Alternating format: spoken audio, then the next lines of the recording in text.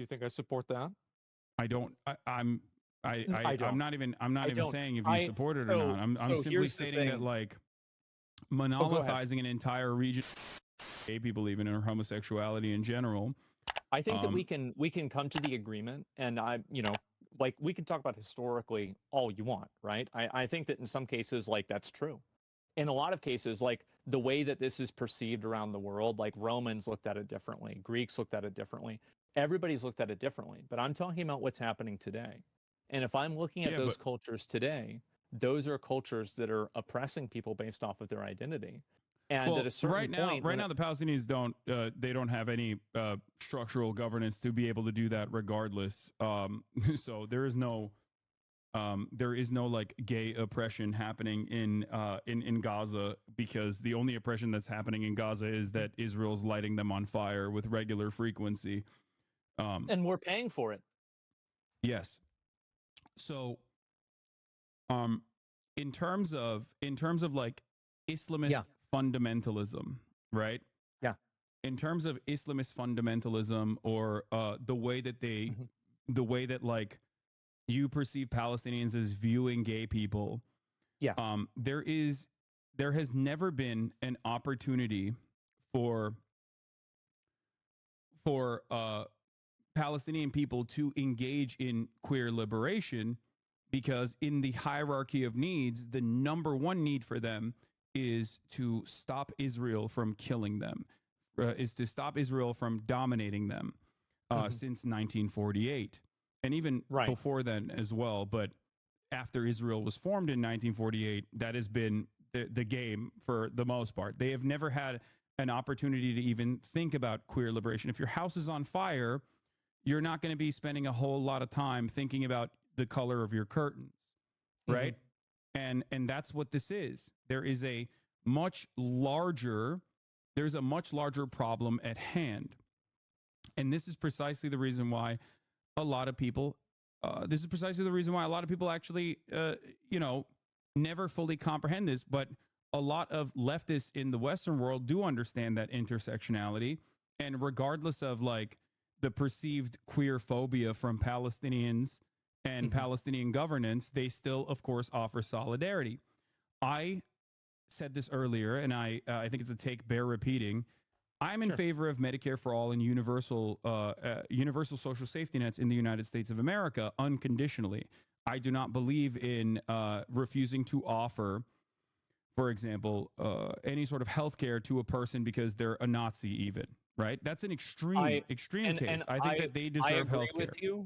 I agree with you, and I would even go farther than that. I think that if somebody's an illegal immigrant, I don't think that we should ever I think it's disgusting to tell a doctor or tell a healthcare provider to let somebody die or to let them bleed out or something like that just because of that. I completely agree with you. I had to pay my taxes recently.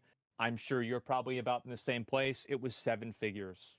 And so I have no problem with that. I live in California. It's pretty significant. You got a bet. Yeah, it's but I don't care. Good. I don't mind that. I don't either. I used to be paying for people used to pay for my food stamps. Now I'm paying for somebody else's. And if they raise my taxes to pay for Medicare for all, I would be happy and I would vote for that. So if you understand that, right? So you recognize that. Would you say that like a religious enclave in Alabama, for example, deserves to be wiped out for their understanding of like gay people? Like a white religious enclave in Alabama? Absolutely not. Okay. I don't think that they deserve to be wiped out, but I would not advocate for them. I would not look at that group and say, this is a group of people that I support. So you can understand where the confusion comes from when you and I can said see that about Palestinians. That's right? why I wanted to. Yeah, sure, right, sure, and that's why I wanted to talk to you about it, right? Because I think that you and we had a conversation about this before. And I can very much easily empathize with Palestinians. Of course I can. But I don't think that it's entirely true that Palestine, didn't Palestine support Hitler? No. I'm sure they did. No. The mayor of Palestine supported Hitler. What you're talking about is the British colonial British colonial occupation put forward a leader oftentimes in colonies, when you engage in like colonial actions, like and British Mandate Palestine was obviously a colony of the English. They will appoint a person into a position of power that is more acceptable to British needs and desires in the region to dominate the people. This is, I mean, history is riddled with examples such as this one. The Palestinian Grand Mufti was a singular person who went and linked up with Adolf Hitler and you know, thought that he could coordinate with Adolf Hitler in terms of like ridding Palestine of the Jews. Having said that, however, 11,000, and that sounds pretty bad. It does. But yeah. when you realize that, one, there were also Jewish militias, early Zionist militias that also sought out Adolf Hitler's help and tried to coordinate with Adolf Hitler, you understand that this has no bearing on an entire people and what their actual attitudes were. Not only that, but also 11,000 Palestinians actually fought alongside the Allied forces against Adolf Hitler. So Palestinians, by far greater numbers, actually fought against Adolf Hitler than the one British occupation guy that actually linked up with Adolf Hitler. It's actually a common historic Holocaust revisionist talking point that Israeli Prime Minister Benjamin Netanyahu once famously utilized as well, where he falsely claimed that Adolf Hitler did not want to kill the Jews until he talked to the Palestinian Grand Mufti, who gave him the idea of killing the Jews and doing the final solution. This was such a gross historical revisionist talking point that obviously the entirety of Israeli society actually criticized Benjamin Netanyahu for saying such a ridiculous... But he did want to get rid of the Jews, though, right? Yeah, but it's a singular person that has no bearing on real Palestinian existence, especially when much larger numbers of Palestinians fought alongside the Allied forces, right? I think that it definitely does matter if a figurehead of a country is supporting Hitler. It's not a figurehead of a country, though. It's the figurehead. It's an appointed person and that has no bearing. And for example, don't you feel like it's a bit unfair for you to attribute every instance of bigotry and bad behavior to being the West's fault? No, I think I have a very realistic. I have a very realistic and materialist analysis of these sorts of things, where I think that people don't have time to fight for gay liberation when, like I said, they're too busy trying to literally rebuild their homes after it's bombed, especially by a force that, you know, doesn't have like automatic heat-seeking missiles that avoid gay people. You know what I mean? They're killing gay people and trans people in Gaza every fucking day. Like, there is no... Like, gay liberation is not a real conversation here. It's just a mere talking point that a lot of people who defend Israel, not saying you do, but a lot of people who defend Israel try to repackage Israel's violence and contextualize it and make it seem more appropriate to an American audience that is sometimes pro-gay and pro-queer. It rarely ever works. A lot of queer people still don't give a shit. They're like, I don't care. Just stop killing these people is their attitude. So that's it. That's the reality of the matter, is that once Palestine is liberated, then they can have this conversation internally. But right now, Western forces are allowing the death and destruction of this people to continue. What do you think the odds are that after this stops happening, that the Palestinians are going to get together and say that it's okay to be gay? I don't know, because I can't even imagine a world where this death and destruction isn't constant. But I would say that just like in the United States of America, you know, their people inevitably evolved, inevitably fought back. And what do you think? I've actually got a really good question. An environment for queer liberation, even though to this day, there are still a shit ton of problems that especially trans people experience on a regular basis. Oh, I mean, it to me, I'm sure you're on Twitter probably more than I am. I'm not. And so, really? Yeah, I deleted it off my phone. I rarely go on it unless I'm live. Nick did the same thing. That's crazy. Wow. Okay. Well, okay. I'm on Twitter a lot. How much more racist do you think that it's gotten, and like homophobic do you think it's gotten in the last like 2 years? I think it's like 500x, right? Yes. Like it's insane. It's crazy. And I think that it's just it just keeps getting worse too. And I'm curious, like, kind of what your viewpoint is, because we're talking about like kind of how like these different cultures are accepting people, and like now, what do you think about like Saudi Arabia and like the way that they're like, I guess, effectively sports washing things? I think that's the term that's being used a lot, right, with like esports, etc. Like, what's your take on that? Um, I think that Saudi Arabia is also a religious theocracy that Yeah, is simply trying to moderate their viewpoint in an effort to become more accepted by Western culture and bring in Western capital into the country. for sure. Ultimately, if they did become a queer safe haven, for example, overnight, there's still plenty of issues in Saudi society in terms of utilizing slave labor, in terms Yeah. of death and destruction that befalls like indigenous populations in areas where they want to do building projects, and beyond that, there is the whole genocide in Yemen. A lot of these things can be Mhm. solved inevitably, and there were some initiative from China that brought Iran and Saudi Arabia to the table to stop the destruction of Yemen, for example. That was relatively successful pre October 7. But like there are a shit ton of problems in Saudi Arabia still. Having Well, said just that, recently they just let women drive. yes, Very recently. Yeah. yes, No, I'm a fully aware lot of of the that. things Yeah. that people who use this kind of sentiment against Palestinians Yeah. oftentimes will overlook Saudi Arabia or other Gulf states that have the exact same rules and restrictions. But once again, this is more so about allowing right wing sentiment to fester and dominate a society. There are plenty of members in the Israeli Knesset, for example, that also don't want women to learn how to fucking read and write. This Oh, does it's not, so bad. Like this doesn't, I absolutely. You're completely right. and there are plenty of people in America who feel similar ways as well. I've been Some of hearing a them, lot of bad things about women being able to vote. yes, Yeah. some of those people gain more prominence in society as society becomes. some of these some of these people end up gaining more prominence in society, and slowly but surely they try to reorient society to their own desires. That's the reason True. why a lot of people fight back against this sort of thing. Okay, that's the reason Mhm. why a lot of people fight back. Gay people, queer people, people who are aligned with them fight back against this sort of sentiment in an effort to make sure that it never turns into a society that does this kind of thing to gay people, queer people in general.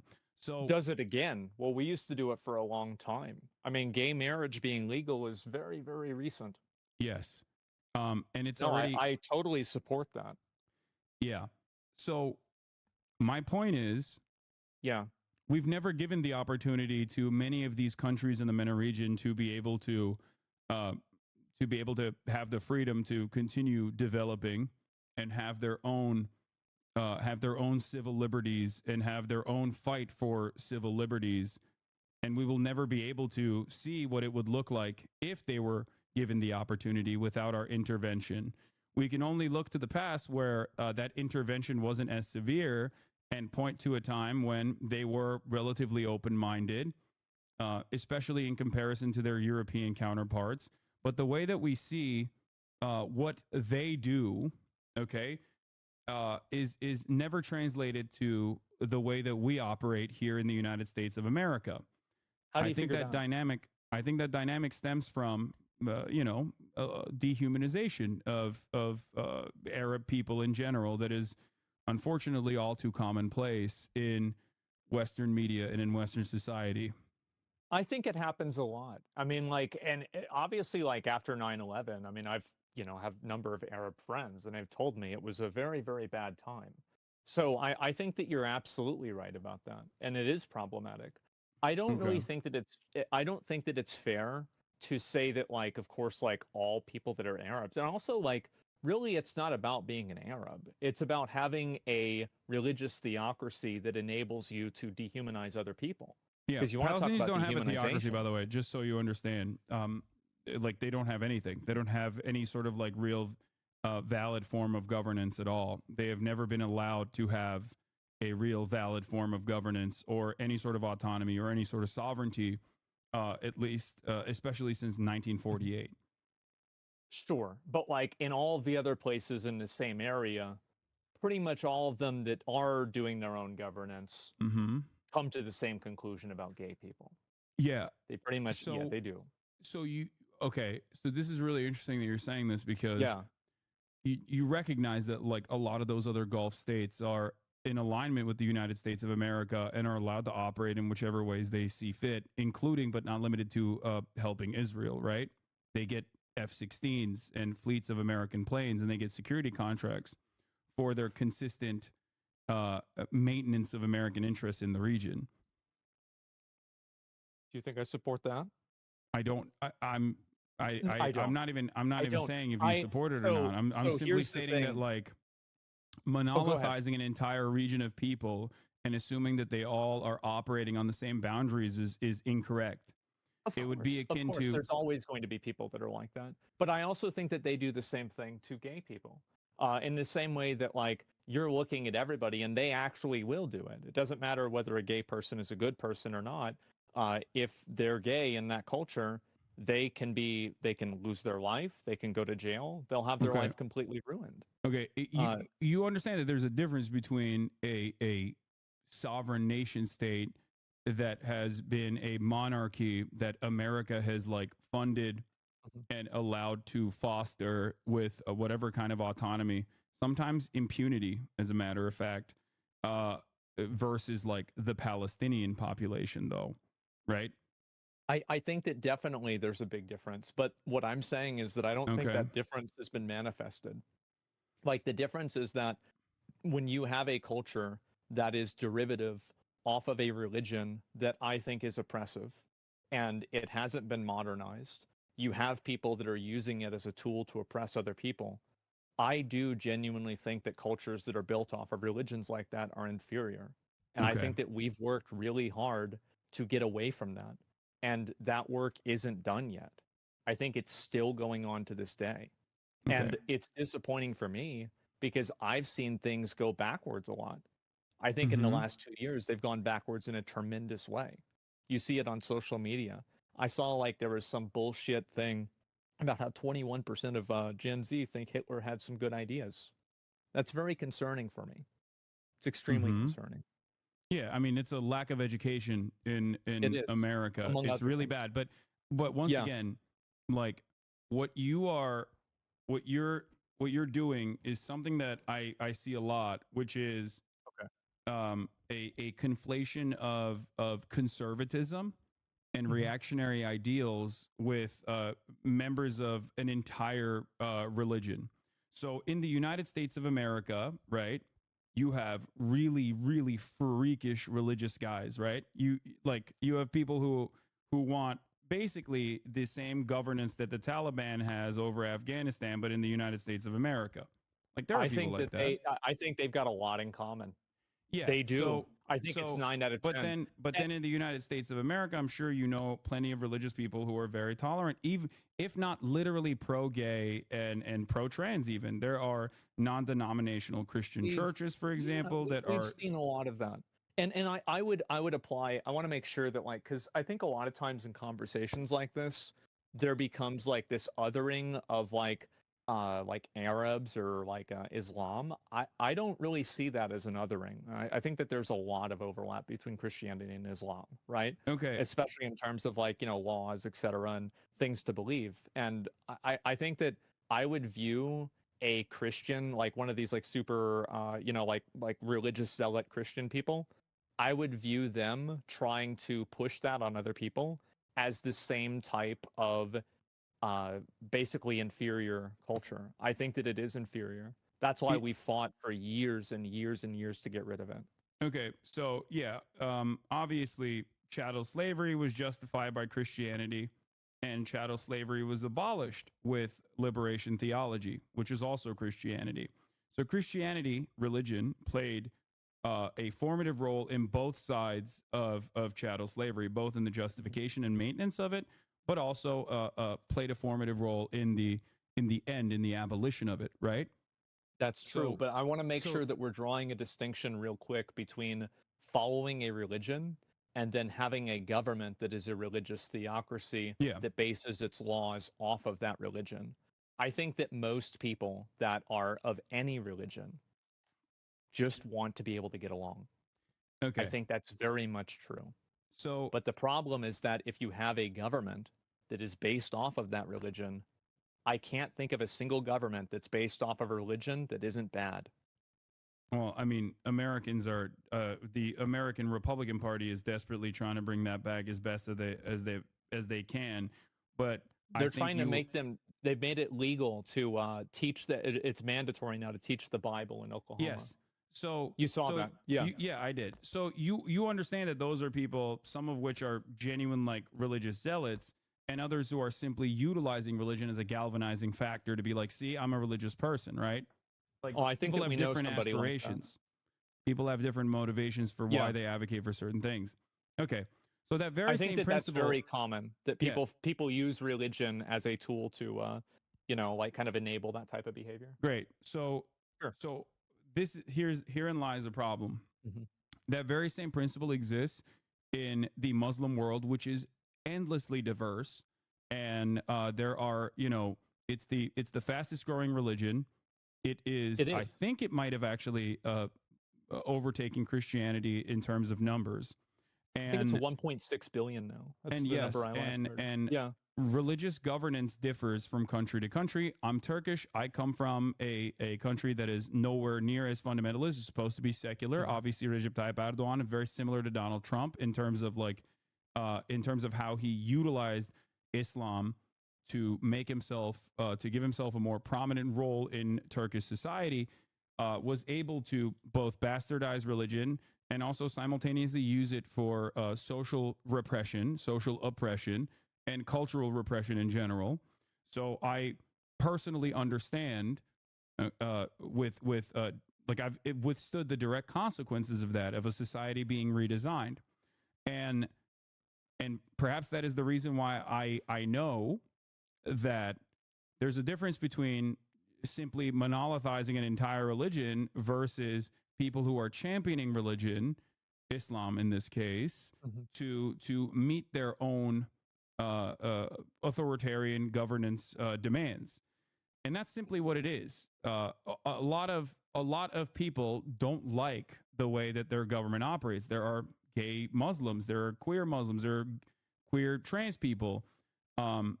They have unfortunately not had any breathing room to be able to advocate for civil rights in many parts of this region because they have been consistently pushed back against, and also don't have any fucking time or space to be able to do such a thing when they're under direct occupation.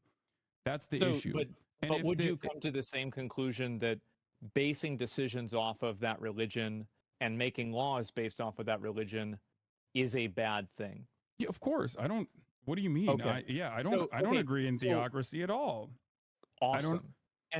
But wouldn't that mean that it would be inferior? Or, no, I wouldn't say that any culture is inferior to one another. I would, however, say that especially as it pertains to Palestinians, the reason why I don't think it's inferior over the one another is that inferiority is a very dangerous and treacherous language to utilize, especially when there are hundreds of thousands of dead and wounded people that are in the crosshairs of Israeli violence.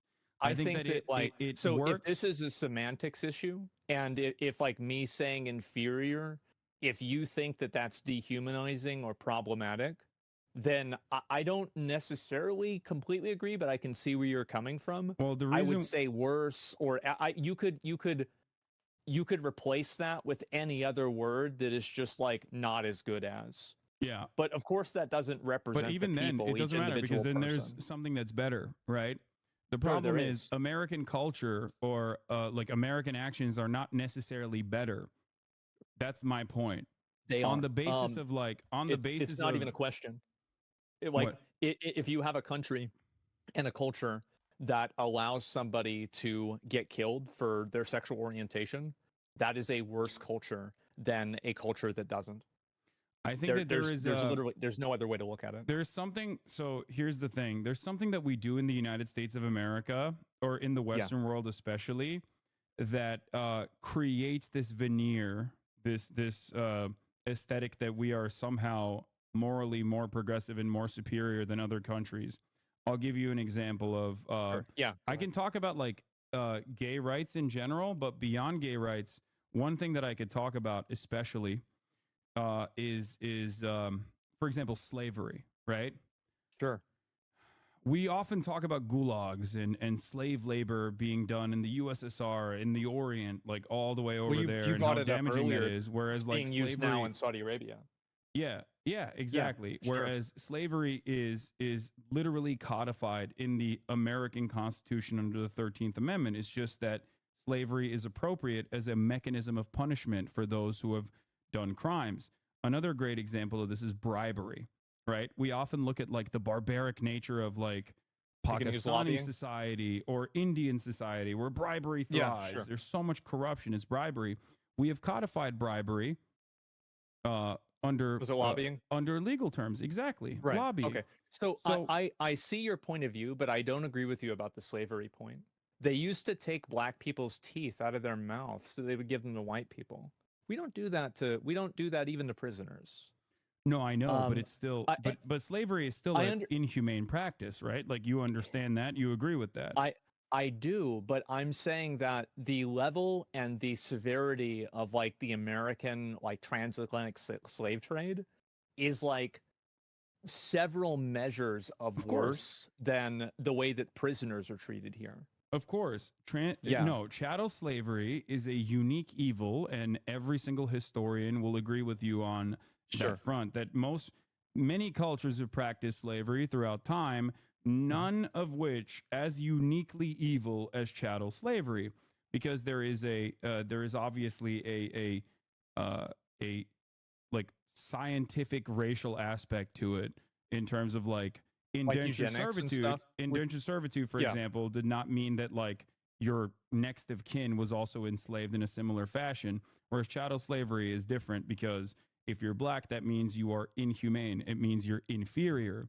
And the point I was going to make is that, ironically enough, whether you recognize it or not, the exact same arguments and sentiments were expressed towards black people during chattel slavery in an effort to justify their continued enslavement, that they were inferior. Can you elaborate on that? I'm not sure what you mean by that. Black people were perceived in an effort to continue in American culture, in American society, in the Western world, in an effort to continue the dominance of black people, in an effort to continue their subjugation, the Americans, or at least like people in positions of power, were like, we need a way to make this appropriate, to make this justifiable, to make this permissible.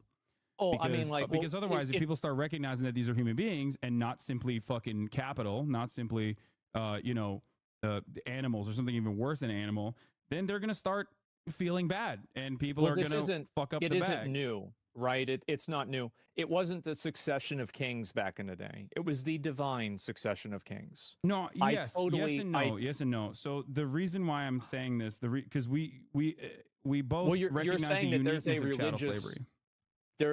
You're saying that there is a religious justification that was created so it could be justified that you could do this. I'm not even talking about the religious justification. No, I'm talking about scientific, like a moral one? Scientific justification. Like eugenics. Yes, eugenics. Which is now seen as a pseudoscience. False science, as pseudoscience that was specifically created and designed in an effort to look at this racialized form of violence and justify it. And in that process at the time, or rather, the reason why they went to that justification was because, if they were to do this on religious boundaries or on ethnic boundaries, as they had done previously in previous societies, whether it be like the Romans or the Greeks or any other form of like indentured servitude that was practiced in other cultures and other civilizations, you could not engage in the continued dominance of black people that way, because what if they become Christian, right? Or Yeah. when you bring black people here, they learn the culture, they can they can integrate into society inevitably. So in order Yeah, to yeah, no create doubt. this like continued dominance, they Mhm. sought out the scientific, in air quotes, the pseudoscientific understanding of black inferiority, African I inferiority. Their I see. culture is barbaric. I think, are you trying to draw a parallel between like the eugenics argument for The scientific, in air quotes, the pseudoscientific understanding of black inferiority, African inferiority. Their I see. culture is barbaric. I think, are you trying to draw a parallel between like the eugenics argument for like subjugating black people and my argument for saying that like the like a religious theocracy is inferior? Is that kind of like where you're going? Where I'm going Yeah. is that in order for Western cultures, in order for Mhm. Western nations to continue their dominance over other nation states, there is a direct through line of creating an air of inferiority while simultaneously destabilizing these places in an effort to maintain their underdeveloped status, which oftentimes will result in people behaving in more violent manners. If you fuck with people, they're not going to like it. I Yes. agree with you. I think that's Okay. very true. Absolutely. I don't really think that there's really much of a disagreement there. I think that like absolutely that's what's happened. But if I'm looking at it from like my point of view, I do think that like the culture that we have is a better culture. I don't think that you can compare it to eugenics. I don't think you can say like, for example, like with eugenics where they're like comparing like shapes of somebody's skull or something like that versus like whether somebody is allowed to be gay or not without being prosecuted or killed. I don't really think that these two things are equivalent. I think Okay. that one of them is absolutely a lot worse. No, And it's much more definitive. I'm simply mentioning the rhetoric that is utilized in this process. Like Um, one I of the have no examples problem. one of the So, examples is like the go ahead. indigenous population, right? Which is Like Native Americans? yes, which is ironic that Sure. we're having this conversation today. A Columbus lot Day. of the early justifications of settler colonial violence was met with, well, the natives are barbaric. The indigenous population is killing one another. They're practicing bloodletting. They're cannibals and whatnot. Some of which was not Yeah. true at all, and others that might have been true. Now, Well, the there's a lot of it that was true. I mean, they now did some crazy shit down there.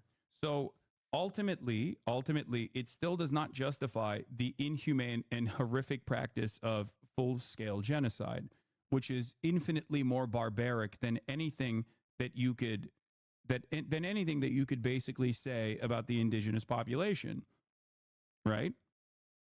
I would say to an extent, yeah. Like if you want to talk about like how the Spanish treated them, yeah, it was really bad.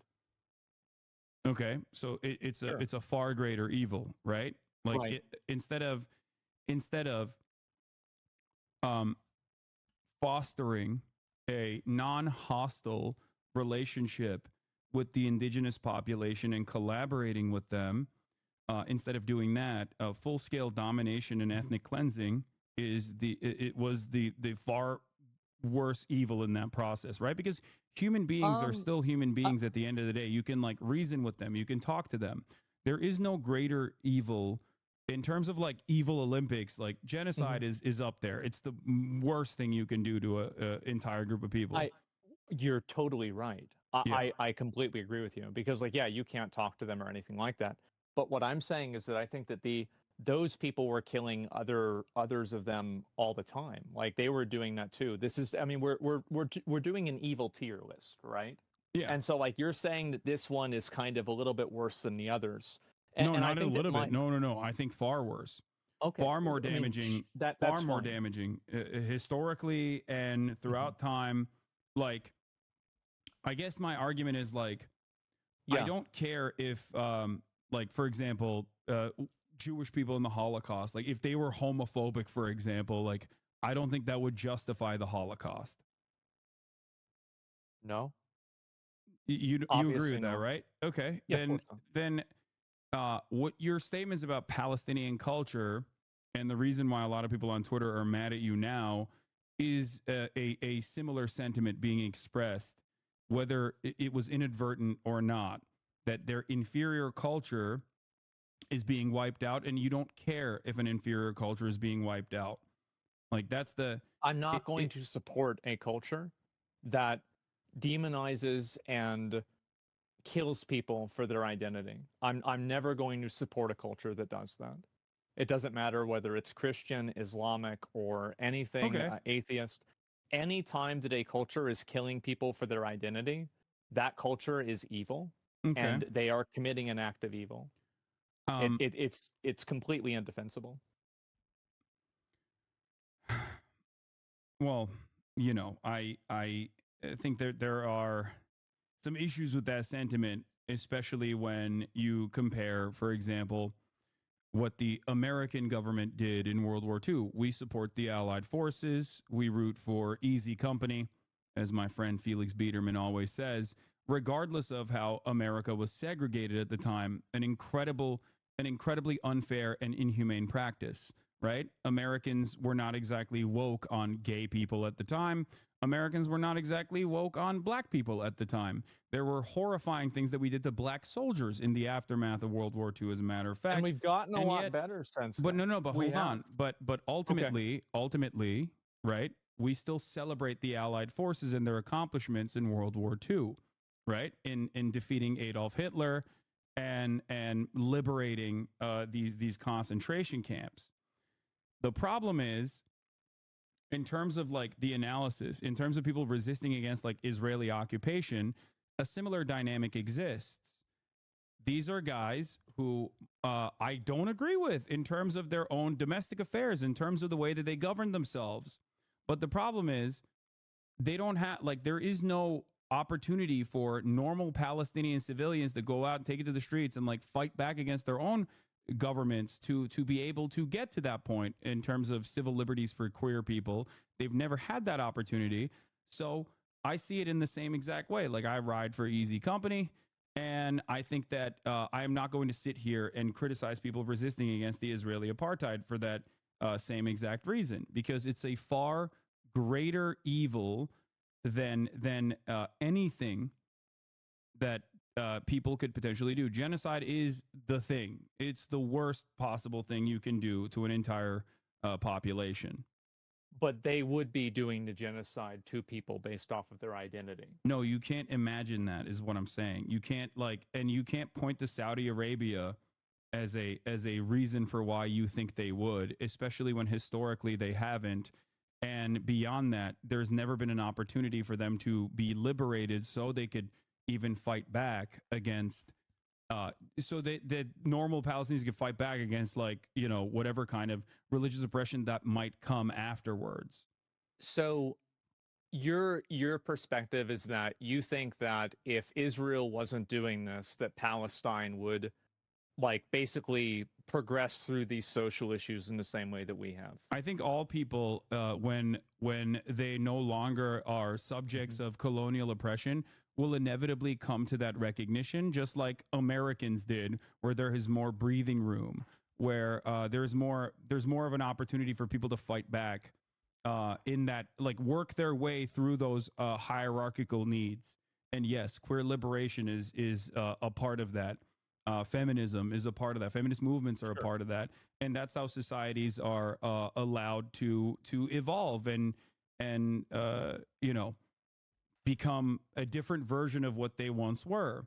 The problem is there's never been an opportunity for them. Now, having said that, just like I talked about, you know, Easy Company and the Allied forces during World War II, like, you root for them against Adolf Hitler, right?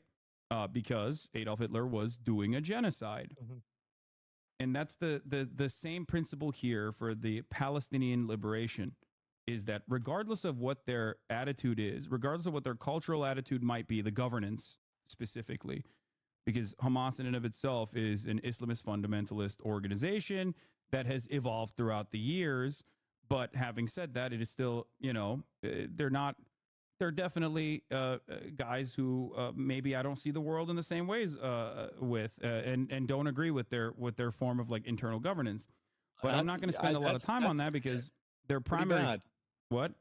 Yeah, it's pretty bad though. Yeah, I mean the way and the reason why I don't spend a lot of time and emphasis on that is because their primary role for existence in general, as Palestinian statehood has evolved, or the Palestinian emancipation movement has evolved over the course of 76 years, they have become the only party that is ready to resist against the Israeli settler colonial occupation. So that's my analysis there. It's that it's not going to stop.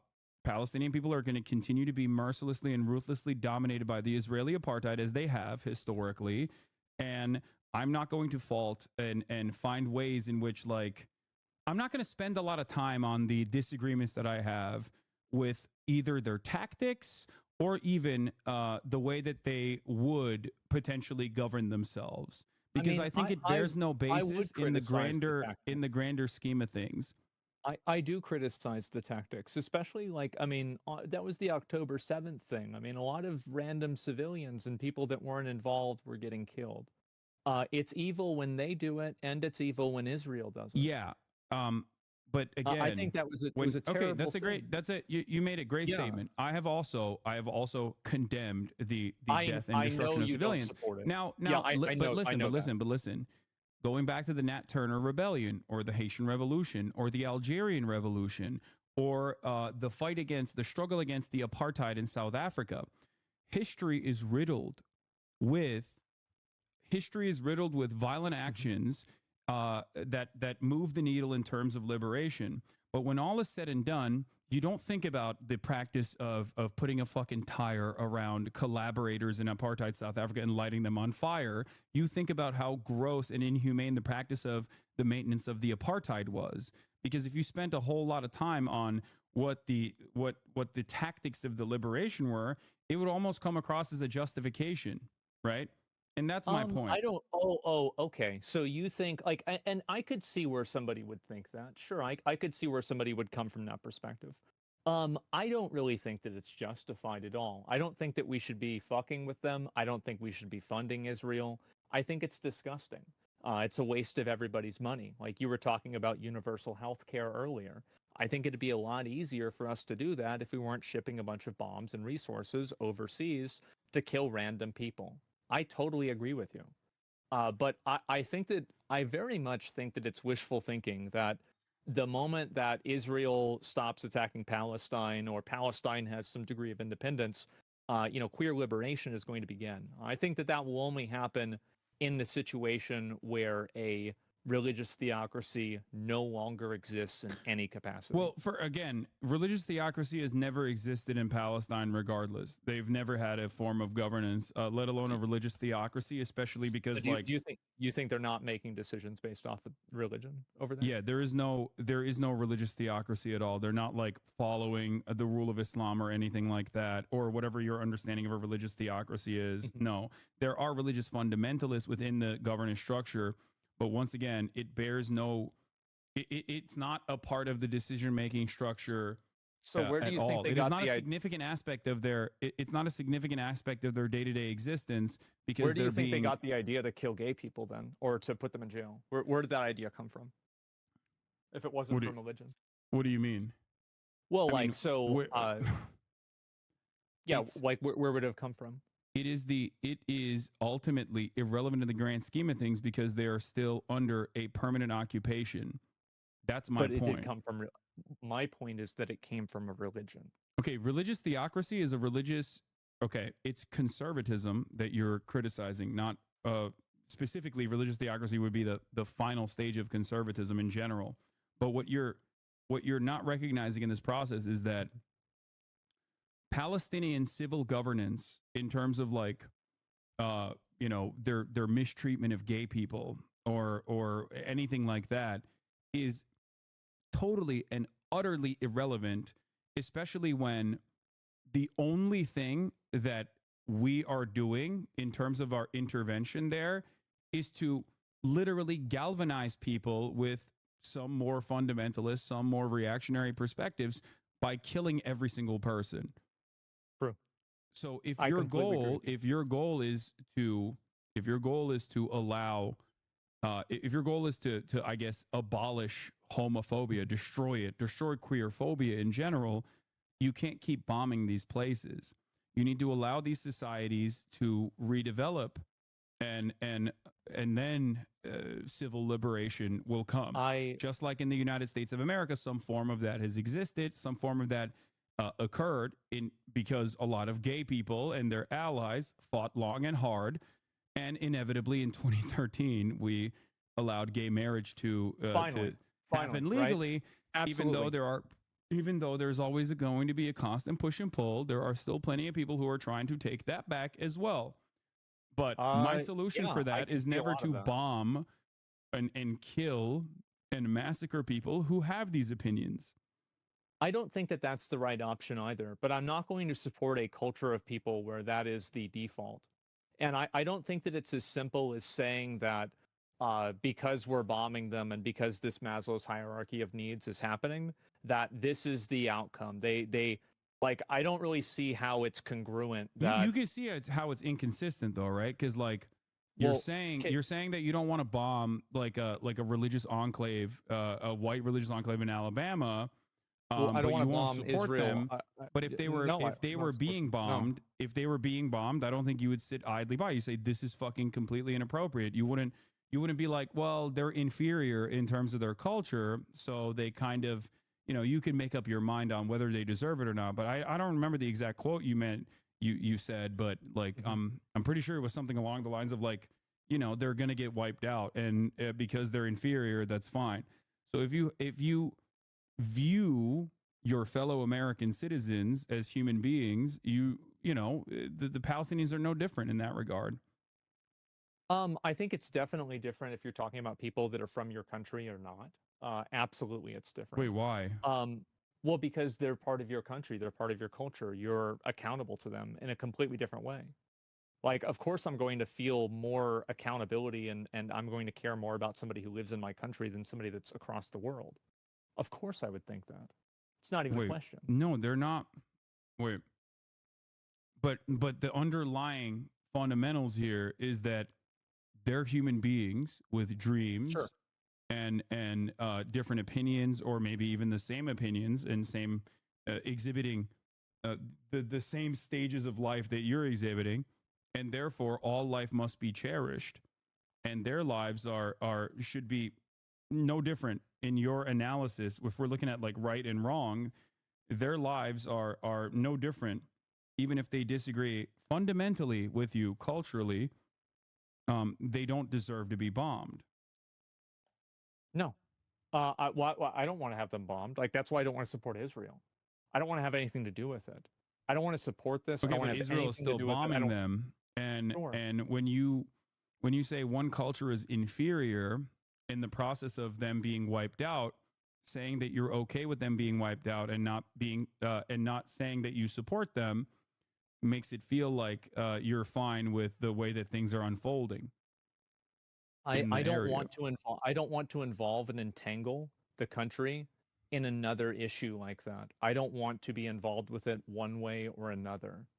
And no, I don't think that if they stopped getting bombed, they would just start being accepting of these other people with these different identities. You don't know, because we've never experienced that. Because there's other countries that are part of that same region that have the same laws, like Saudi Arabia or Qatar. They're not the same people. You do understand that, right? Like, even culturally speaking, they're coming from the same culture, and they're coming from the same religion. No, that Asmongold. Do you really think? I don't know how to describe this to you. Well, one, because you're talking to someone who is from that culture and from that region, who is like of a Muslim background, comes from a 98% Muslim country. So, and you know what my fucking opinion is in general. You know what my worldview is. So I think you understand there's a genuine diversity of thought there. Yes, Monolithizing an and entire region of you people are is literally allowed that just you're allowed that diversity of thought because you're not there.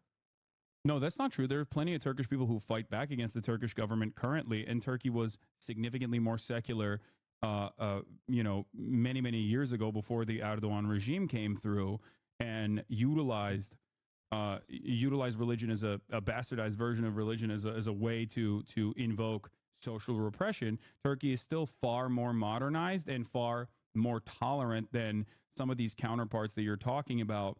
But ultimately, there is no like singular attitude that every single person from this region has. Just like there is no singular attitude in the United States of America. That's why I gave you the example of like Christian fundamentalists living in a white enclave in Alabama versus fundamentalists that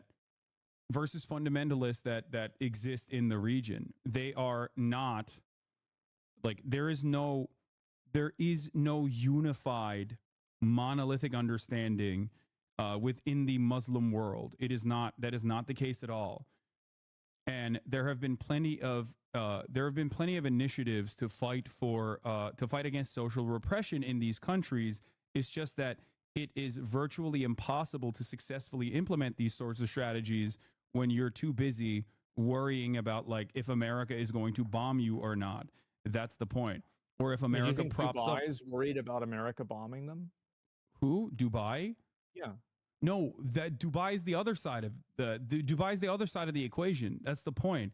It's either you're worried about America bombing you, so you can't even engage in any sort of like initiative to fight back against your own government, or the American government is offering you so much security in terms of like the military that a violent repression is all but inevitable if you try to push back. The point, however, is that do you think that there are no homosexual people living in Dubai? Of course there are.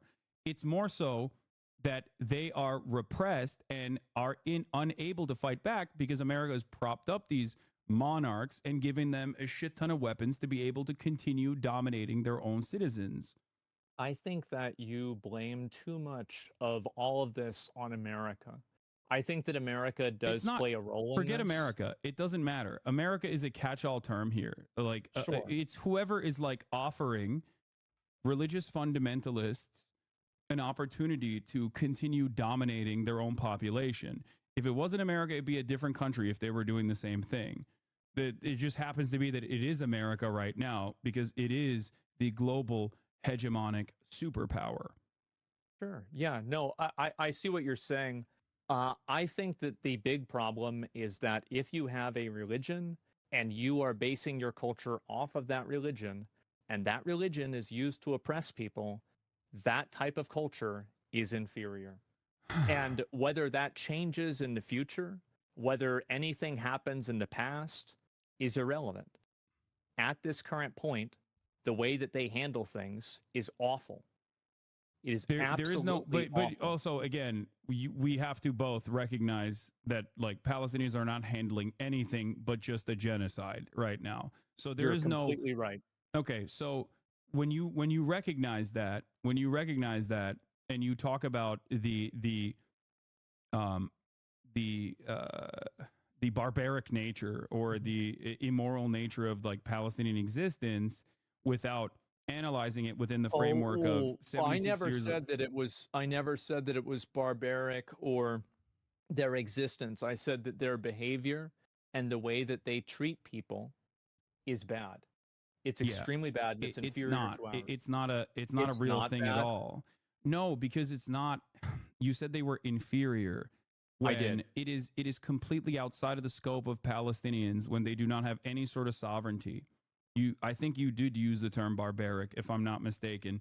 But once again, well, the behavior is barbaric. The people are not, obviously, right? I mean, like, of course, every person that lives in a country does not have the same viewpoints, but the country as an entity, or any sort of group of people as an entity, does have this viewpoint. Okay. And the U.S. used to have this viewpoint too. Yeah. And in that time frame, if the United States was being mercilessly and ruthlessly bombed by, I guess, an alien force that is because like the power dynamic, the disproportionality of the power that like a nuclear armed militant state in the region that is backed by the hegemonic superpower America is incomprehensible from the perspective of Americans. So I have to use like an alien force with superior technology in this situation. If we were getting fucking ruthlessly slaughtered by an alien force, I wouldn't give a fuck if someone was homophobic or not. I'd be like, thank you for fighting against the alien force. That seems awesome that you're doing that. I would actually arm up side by side with my fellow homophobic Republican, rabid Christian fundamentalist sociopaths to try and protect my home. And that's the point.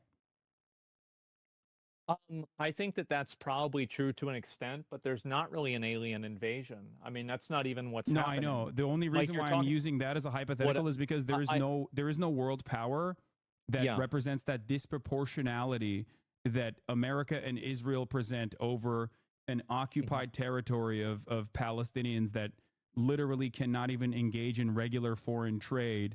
And Israel dominates their life to such a degree that, like, they literally used to deny cookies from entering the Gaza Strip or pasta from entering the Gaza Strip, a practice that the Israeli Kojat authorities considered putting the Palestinians on a diet. That level of ruthless domination over the course of 76 years is probably going to harden you against the group that is dominating you, is probably going to make you hate the group that is dominating you. Sure, and it's but righteous and correct to hate them. You're not being dominated by gay people. You're not being dominated by transsexual people.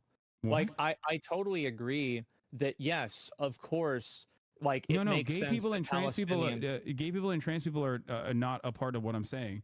I'm saying that the gay people and the trans people that are living under those conditions in Gaza, right, see Israel as a far larger problem in their existence than they do, like, Islamic fundamentalism in terms of governance, which hasn't even been like a real way that Palestinians be able to govern themselves because they've never had sovereignty.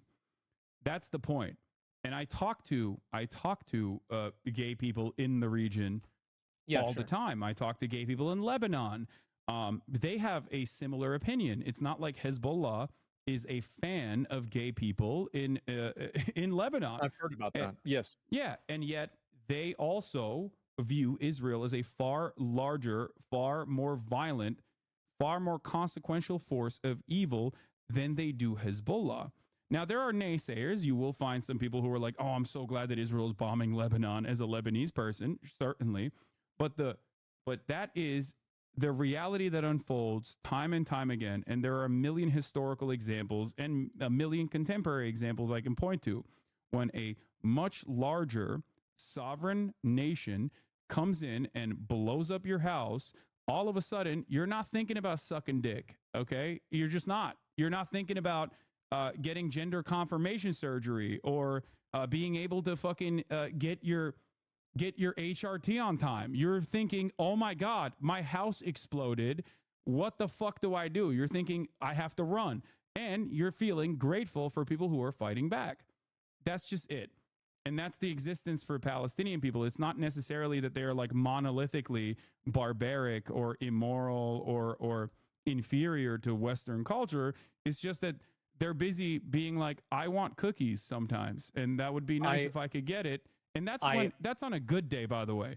On a bad day, like yesterday, they're thinking, oh my God, my family members burned in a tent hospital in Al-Aqsa because Israel lit it on fire.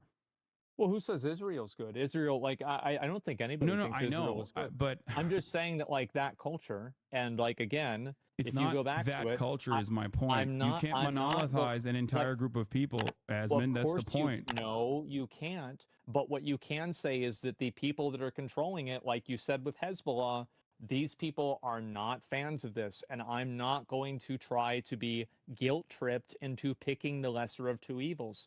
And I don't think that after this conflict is over, if it ever ends, I don't think that they're going to magically get together and just let gay people do what they want. I don't think that's what's going to happen. You're imagining a world without any sort of evidence by pointing to other countries in the region that are literally directly at odds with these two groups of individuals that are directly funding and facilitating and allowing Israel to continue doing this kind of thing. by pointing to them and saying, well, this is just the nature of this people. And that is not the case. And that is my point. Oh, it's not the And nature of the people. It's a culture. It's an it would be ideology. like Of it course. would be like saying, sorry, America is an inferior culture circa 2013, or America is still an inferior culture when Trump inevitably wins in 2024 and implements some of the things that they wanted to implement in terms of, like, the Supreme Court has openly stated that they want to fucking even revoke the Obergefell decision. Like, when that happens, I don't think you will say America is an inferior culture. I think you will say that there are a lot of religious fundamentalists that have overtaken this government and is now moving America in the wrong direction. And if you can I actually understand would. that for your fellow citizens, I would say that. I would say that it would become inferior. Absolutely. okay, And I think that if you compare our culture that we have now to 20 years ago, we are superior than we were 20 years ago. And I okay. think that if My you look point, at my 40 point years is, ago, it's even more the case. And I my, think it so, continues to so become you more understand the that? case. That's great. Okay. So Yes. my point, however, is that now, I'd say that it would become inferior. Absolutely. okay, And I think that if you compare our culture that we have now to 20 years ago, we are superior than we were 20 years ago. And I okay. think that if My you look at point, 40 years ago, it's even more the case. And I my, think it so continues to so you become more understand the that? case. That's great. Okay. So Yes. my point, however, is that now add on to that equation a a military force that is so much more powerful that, like, there is no global current existing counter. Like, I can't say this about China. Like, the difference in military might between China and America is that America is still far greater in terms of military superpower than China is. There is no comparison between the disproportionality of the violence that Palestinian people face from Israel and America, that like suits the bill of, like, Americans potentially being dominated and destroyed. If Donald Trump was, which is the reason why I use the hypothetical example of an alien force with, like, Sure. mega nukes or something that can just, like, wipe out entire cities overnight, just to help you understand the proportionality of this violence that Palestinians are subjected to. If Donald Trump tomorrow came into power and moved America in that direction, and then aliens invaded America, I think yourself and myself, alongside everyone else, would try our very best to fight back against the aliens, rather than turn around and be like, well, hold up now. You know, we gotta really figure out gay marriage again. We gotta bring back gay marriage right now. We can't do that. And that's precisely what has I happened don't to the always think Palestinian that's what's going to population. happen. I don't think that's what's going to happen. And I understand, like, I feel like you are very optimistic about this.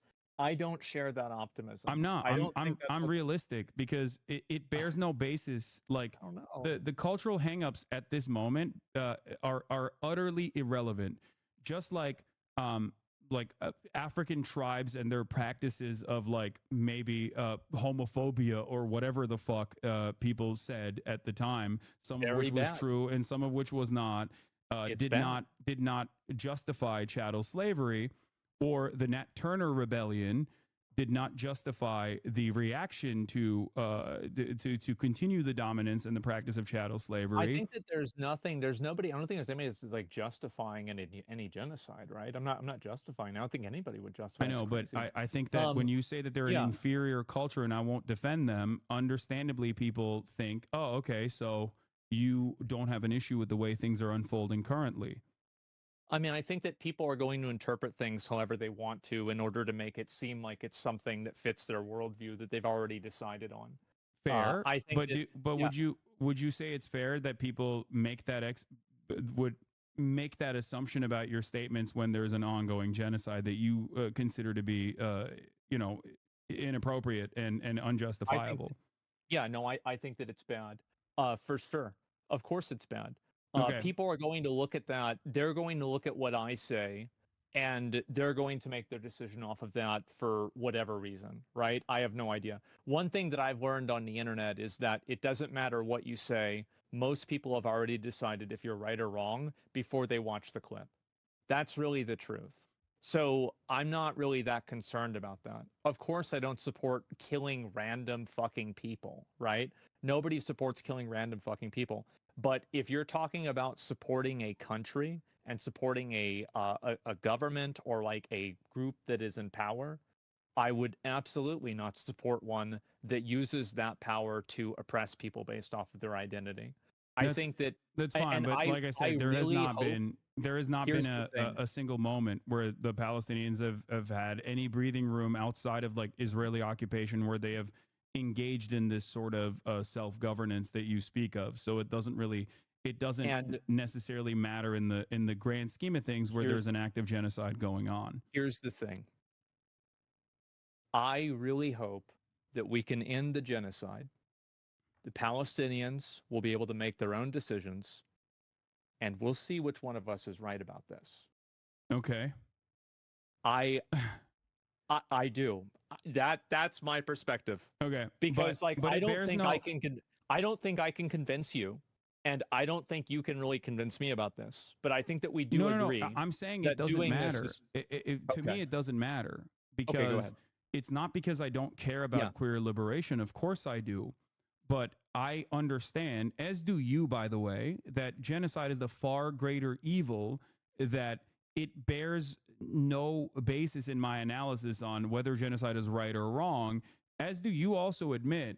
So I'm not going to sit here and be like, well, Palestinians are, barbaric, especially because like they're not. And I understand that Palestinians are people just like Americans are, right? And that some have these kinds of opinions and others don't. And ultimately, it doesn't matter. Like the way you just said earlier in this conversation, Sure. that of course you're going to have a different way of analyzing your fellow Americans, right? In comparison to the way you analyze and interpret this entire region of people. That is like, whether, I don't know if you recognize this or not, but that is like at the heart of right-wing sentiment or bigoted sentiment, which then opens up the floodgates to a lot of other justifications that befall the Palestinian population. Whether you're doing that inadvertently or not doesn't change that dynamic. Because are we really trying to say that people are going to have the same values? They're going to care about a group of people across the world just as much as the people in their own town? Like, I think that that's just so divorced from reality. I do. I genuinely do believe that. And I personally have that opinion. So yes, I am telling you right now, 100%, and it's not because I'm from Turkey or grew up in a Muslim country that I have this opinion. It is an opinion that I have. And that's precisely the way, that's precisely the reason why I say to you right now that there are people that are directly at odds with the way I view the world. There are people who want to kill me, and I still wish the best upon them. I mean this genuinely. I want them to get healthcare. I want them to have educational opportunities, and I want them to have a ladder of upward social mobility, because I truly believe that if they had these material freedoms, that it would be less likely for them to become right-wing charlatans or people who want to fucking kill me in general. Like, that's my point. And that's how that is exactly how I view all world conflicts, that these are people. There's a diversity of opinion amongst any group of people, and there is nothing different about them, regardless of where they were born, regardless of what they believe, that if given the same exact opportunities, if a Palestinian that was born in Gaza was instead born in the United States of America, they would be just like every other American. There is no difference between the way they see the world. There is no value that is like genetically brought upon them. They are all responding to stimuli in the same way that you are. They're responding to their material conditions in the same exact way that you are. The only difference is they were born under a colonial rule, an occupation that is very brutal and very humiliating, that dominates every aspect of their lives, whereas you and I, myself included, were born in the United States of America, and therefore we have a tremendous amount more freedom in terms of like in terms of what we believe, what kind of opportunities we want to pursue. And we don't live in a religious theocracy, because that would be worse. No, it's not. There is no intractable quality of people born under a religious theocracy. Like no one, if you were to talk to regular Saudi citizens or regular citizens from Qatar or regular citizens from Dubai, there are plenty of people who don't like that form of governance, who want something to change, who want to change their governments so that they can live free lives in the same way that Americans, to a certain degree, in comparison to those other countries, can live freely and express themselves sexually, even though there is plenty of setbacks here in modern America as well towards trans people, for example. And the only difference is where they were born. And I don't think that that is a sentence of that automatically means that they're immoral people. I do not make my assumptions about an entire region of the planet just by the nature of where they were born. I talk to people as they're human beings. If you took everybody that was in China and you put them in a random place, what do you think the laws would be like? Do you think they'd be like Chinese laws? What do you mean? Like where? Like if everyone in China was born in the United States of America, I think that the American governance would be exactly the same. It's entirely dependent on the material conditions, and it dependent on geology, dependent on your natural resources. Like I don't know how much more they would differ, but if a shit ton of Chinese people immigrated into the United States of America, for example, as they have, yes, they would become Americanized, as is the case with undocumented migrants, for example. There are plenty of studies conducted on this as well. We can talk about that too if you want. I think so that's a good point, but I also think that whenever you've had large contingencies of people from other cultures that come into, like, let's say the UK, they have tried to push for other laws. They have tried to change the laws there. They absolutely have. What do you mean? About like people pushing for new laws? Like in terms of what? Like, in terms of how people can express themselves, in terms of how people can act in public? Yes. You need to elaborate a little bit. I'm a little confused about what you're saying. What I'm saying is that there have been a lot of instances where people that have come from another country that come into a new country make the new country like their old country. I think that's what would make sense. Is there an example of this in modern history or in any time in American history at all? Yeah. An example is that, so I live in Austin, Texas, and I can drive over to other parts of Austin, Texas that are a lot closer to Mexico than they are like America. They have Spanish names, and there's a bunch of people there because a lot of those people came from another culture. Absolutely. Wait, I think that's Texas the same everywhere. Texas is probably the worst example for this because of the war. Well, no, because Texas, like the border and everything. The border crossed them is what the common sentiment is in general. Right. But in terms of like Texas culture, Texas. Here, I'll give you actual data on this. Right, studies are conducted on this stuff all the time. There's always a new group of migrants that are coming from a specific part of the world, whether it's because they're like economic refugees, economic migrants, or if they're like escaping war or some kind of like political struggle in their on the home front, right? And whenever there's always dare I say violent resistance to that, and the qualities of that violent resistance, like that immediate reaction, doesn't necessarily change until they become a part of the in-group. A great example I can give you is the Irish, for example, or the Italian migration that has occurred in the United States of America. Similar attitudes were demonstrated towards Italian people or Irish people. They're changing the culture. Bro, like there are so many redneck, like Hispanic people here. The super Republican, yes. And they are the ones that are always about build the wall. Yes, no, you're completely right. Okay, so they become Americanized, and there's data for this as well. So the data shows that by the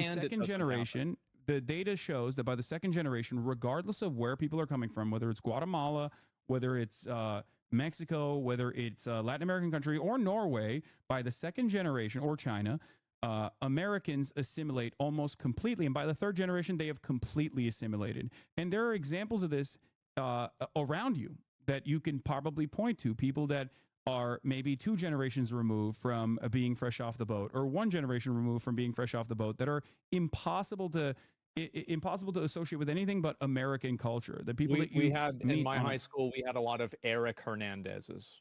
yeah. I That totally understand what you're so saying. that is what I mean when I say, like, most people that come from other cultures that are deemed inferior or declared different ultimately do end up assimilating to Well, that the culture of the country that they immigrated to, well, two generations later isn't the generation by same generation people. that changes rapidly. Well, I mean, you're talking about, like, the way that one person is, like, 2 generations later. Of course, I'm not going to be like my grandfather. I'm sure you're not either. Of Yeah, course, people change over time. But yeah. I'm So that saying that if you take people from a culture, those are going to be their values. That is their values. Now, will that change over time based off of where they're at? Absolutely it will. Of course it will. But okay. it's not like a switch. It's not some like switch, like somebody just comes over somewhere and they're just completely different. Yeah, And so, but ultimately, second generation, it changes. So, like, their next of kin that is born on U.S. yeah. soil with the same rights and same responsibilities, like, ultimately exhibit the exact same outcomes, regardless. Once they are firmly a part of the in group. So ultimately, I guess that, like, kind of it kind of goes against the argument that you were presenting earlier, that you Mhm. also recognize, right? Like, that these people, they come in and they are not monolithic. Okay, they are not monolithic in their understanding of the world at all.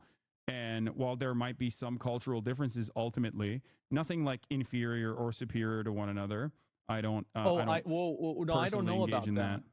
I don't know about that. I think that there are differences that are inferior and superior. It's not even a question. I don't think that Uh, people are I don't think that people are impossible to change. That is not but something that I having believe. to change them implies that they should change. I And don't think that's what people I'm saying. Yes, I think that some things I should think that in change. terms of inferiority, I wouldn't necessarily say cultural inferiority. I'd I say conservatism. That's the way I view the world. Like, from my perspective, I think that a lot of the things that people point to, a lot of the issues that people point to, actually is just simply conservatism being repackaged as, like, an intractable quality of a different culture. Okay, It's not let me ask you necessarily this question. because Do I you think once that again we'd be having this conversation if I said conservatism instead? Because, like, obviously, like, a lot of no, people of are course upset not, about it. because it's an entirely different Right. thing. Because conservatism can change. People can change their Mhm. minds. People can change their attitudes, but people cannot Uh-huh. change their like the way that they're analyzed by the in group that is the dominant group in power. If they're being analyzed as, like, an intractable, inalienable group of like a force almost that is, like, completely monolithic. Yes, if you were to say that the conservatism demonstrated by certain groups is inferior to I don't know, like, broader. It's not even that their conservatism is different. It's I just just I conservatism feel like adjusted this to their is material conditions as I well. feel like you kind of have the same viewpoint on this that I do, though. Like, it's just that, like, your vocabulary is different. No, I because think that really okay. no, of course not. Because for me, it's not like the cultural differences. It's I like to say that there is a universality to hogs. I call conservatives hogs all the time. I do hog watch, whatever, Okay, right? And I've seen it. the reason why I don't have an issue saying that, even though many people get very upset at me when I Of say course. things like that, is because conservatism or liberalism, okay, is just simply a way of understanding the world. Reactionary approaches to understanding the world is simply a way that you look at uh, the regular stimuli that you experience on a daily basis, and your analysis can change. Your analysis can very easily change, and you can be an entirely different person. There's a shit ton of people that are in my community that used to be right wing on one issue or many other issues that have over time understood and demonstrated empathy and have changed their minds on these issues and no longer consider themselves to be conservative. Whereas Oh when you yeah. engage in, like, cultural inferiority in conversations like that, there is an intractable quality that is associated with this like entire group of individuals, and entire group of people, instead of individualizing them as like people that might have a different perspective than you that can change over time, you end up treating them as the other. And that is what I try to fight against on a regular basis here as well. Like there are groupings that are appropriate, like for example, Nazis, people who believe in Nazi ideology or fascist ideology. You can group them just as well as you can group like socialists or any other form of ideology, and you can associate certain aspects of their understanding of the world as like you can ascribe certain aspects of the way that they analyze the world as good or bad. But when you start talking about like inferior cultures, that sets up the opportunity for historically at least dehumanization, and also it justifies a lot of the atrocities that those people end up experiencing. But you do agree that those viewpoints, though, are worse, right? What do you mean? Well, like for example, being against it's against the law to be gay. Like this is a worse viewpoint. I think it's okay. I think that bigotry of that sort is, of course, abhorrent. I do not agree with that at all. But how would you define that? But like, I mean, would you say? Would you say conservatism is inferior to liberalism? I think conservatism is wrong. That's the way I see it. I do personally consider it to be inferior, but I also have the understanding that like the conservatives here in the United States of America are conservative within the boundaries that are permissible to American society. They respond to American material conditions. If the conservative mindset, which can change, okay, because no one is born a reactionary, no one is born a conservative. But let's say someone was someone that is conservative here, if they automatically teleported and adjusted to the material conditions of like conservatism in Iran, they would be no different than the mullahs. That's my opinion. Like, and that's precisely the reason why plenty of Americans. Yes, I totally agree with you about that. I think that if you got together a lot of preachers in like, these southern racist churches, you group them up with people from the Taliban, I think that they'd have a lot in common. Yes. I totally agree even the with likes you. of even the likes of Ben Shapiro, yes. It's adjusted to American society. It doesn't have to be a one-to-one comparison. It's adjusted to American society, because ultimately, what do our conservatives do? Like an example I use regularly is you have the what's that fucking church that always goes to like even Westboro Baptist Church. Yeah, Westboro Baptist Church. Like those guys are fucking insane. Right? They are. But what do? Instead of going and rising up in arms and like fucking murking gay people, they go and protest outside of like, I don't know, non-denominational churches, or they go protest like at a gay funeral. And then what do? They go back home and eat $5 jalapeno poppers at Applebee's, because that is the material reality of living in the United States of America. A lot of your needs are fulfilled. A lot of your needs are met.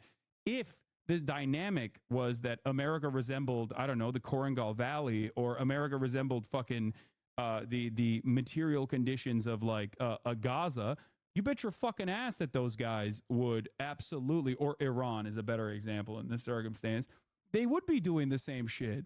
They would be doing not even the shit that the mullahs are doing. They'd be doing ISIS shit. They'd be fucking throwing gay people off the roofs. You know what I mean? And thank God that we have American culture. No, but it's not. But you see, no, but that's not American culture. You see, that is American material reality. It is our material reality that we've created through our culture. No, no, culture is not what created this material reality. I absolutely disagree with that. Yes, it is American domination that that there is an invisibility to, that has allowed us to live in the heart of luxury. There is no cultural underpinning that made Americans like exist in the way that they do. It's more so just military dominance. You think a culture has no impact on the success of a country? No, I don't think so. I think that culture is created after the material realities. Yeah, no, I don't think that there's like anything unique. See, that's what I mean. Do you think that there is some uniqueness to like someone being American? And if you think that there's a uniqueness to someone being American, than what happened before America even existed, right? Or if there's a uniqueness to someone being American, do you think that they like any person living somewhere else would directly be at odds if they were to come into the United States of America, and they would not be able to Americanize? I think some people aren't. And I'm sure there's a spectrum for that. There's some people that come into America and they Americanize right away. Absolutely, 100%. Yeah, myself. And, well, yeah, there you go. And so, because like you came over here, you 12. I came here when I was 18. Oh shit. Okay. Wow. Okay. Way Yeah. later. Yeah. So yeah, you just fit right in. It's no big deal. Other Well- people, it's totally different. I think a big reason for that is language too. Certainly, Like you that speak is English. that is a part of it. But my point is, I don't think that like American culture is like is superior. There's plenty of I do. issues that you have also.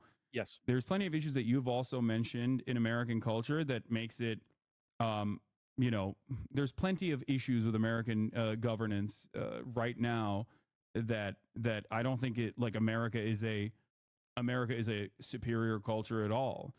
I don't think that there is any reason to have these completely kinds of agree with you with conversations. that. What? I totally agree with you about that.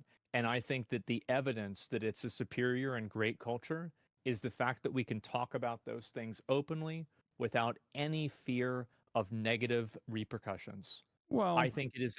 I do. And think about how many countries do not enjoy the privilege that we have right now.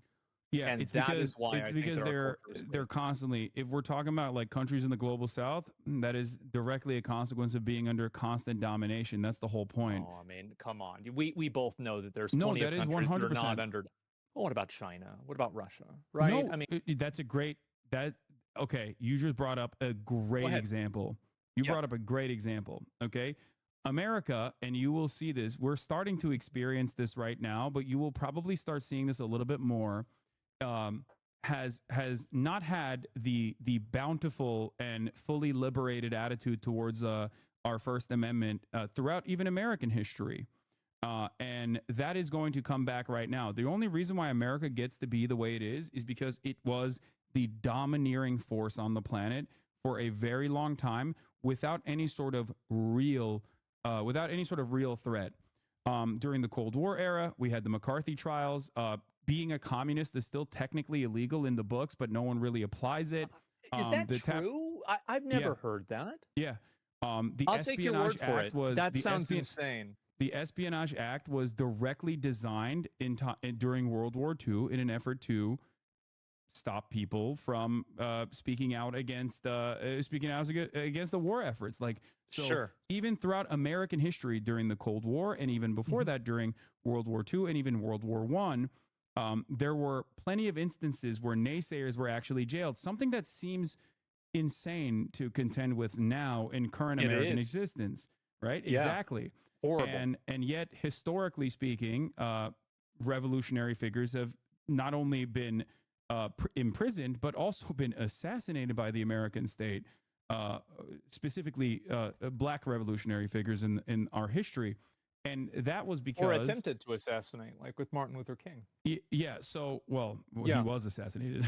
Was it? Yeah, but like, was that? But like, what I'm saying is, like, it was not really determined that it was from the U.S. Yeah. But the U.S. had it a bit. Yeah, I see what you're saying. The point is, you do that when you are afraid, when you don't have like weak governments and governments that are worried about complete control, engage in these like authoritarian acts. And yes, America, I suspect, especially with like China growing in power on the global stage, engaging in a lot of soft power initiatives, especially, is causing American society and American governance to become once again as restrictive as it once was during the Cold War. And I think that we will see a very different understanding of the First Amendment. And I can give you a current understanding of the direct violation of the First Amendment and free speech as we know it and understand it. Give me an example. BDS laws, boycott, divestment, and sanctions against the state of Israel. BDS laws, or BDS, boycott, divestment, and sanctions, was a movement that was created against apartheid South Africa. It was to apply social pressure by taking advantage of this wonderful First Amendment that we have here to directly demand that the American government and American corporations boycott the state of South Africa. Now, Israel was a big ally to South Africa at the time, and they learned from the lessons of South Africa, as the BDS movement was very successful in creating a shit ton of pressure and making South Africa as an apartheid state into a pariah state. And what happened at the end of the day, South Africans also recognized that they were becoming a pariah state and could not continue their normal existence with like their Western collaborators and whatnot. And inevitably, the apartheid ended. Israel learned that lesson and decided to lobby the American government and lobby American Congress and write direct laws that are in contravention with the First Amendment. In 32 states right now in the United States of America, including the state that you're currently in, if you want to be a public school teacher, you have to sign a piece of paper, at least now. I don't know if you have any family members that are school teachers. You have to sign a piece of paper that says you will never participate in boycotting or demanding sanctions or demanding divestment from the state of Israel. Holy fuck, are you kidding me? Yes. Oh my God. What a joke. I never heard of that. So that's so fucking stupid. So that paired up with the new... I mean, like, no, here's the thing, right? That's fucking terrible. You're totally right. Yeah. That's all, like, I mean, because, yeah, this is bad. Okay. I don't know how this happened.